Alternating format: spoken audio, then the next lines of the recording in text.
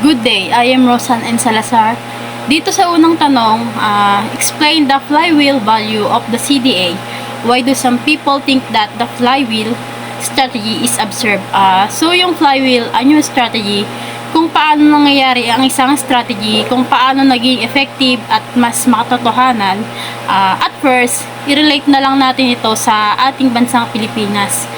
Mas marami sa atin na kapag may isang projects na ipopropose ang government, maraming umaalma.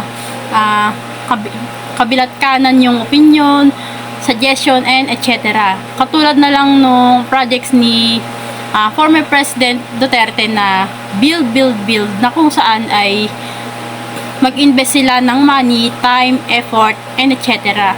Including sa resource, equipment at iba pa. Noong una, maraming nagalit dahil sa tingin ng mga tao is hindi ito magiging effective sa atin. Hindi ito magiging worth it dahil ang nasa isip nila is nasasayang lang yung budget.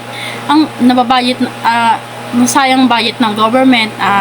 But nung natapos na yung gawin ito at maganda ang naging result, nakita at nalaman nila na ay naging benefits nito dahil sa project na yon, mas na-lessen yung conflict sa traffic at sa ating bansa.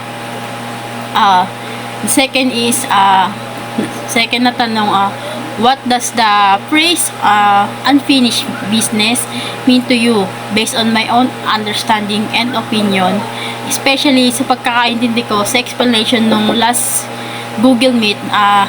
Yung unfinished business is yung mga projects na hindi natatapos or hindi nagagawa ng ayos because of lack of budget, lack of resources, lack of equipment, and etc. Katulad na lang sa explanation nung last Google Meet na pinag-compare yung country ng Singapore and Philippines. Mabilis natin malalaman yung difference ng dalawang bansa dahil ang bansang Singapore is updated sa mga makabagong technology. Konting sira lang sa daan or konting conflict, nakakapagbigay kaagad sila ng solution, unlike dito sa Pilipinas na ilang years ang aabutin bago bigyan ng solusyon ang isang problem.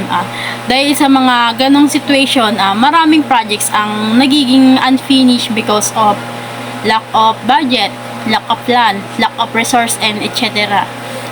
And that's all po. Thank you.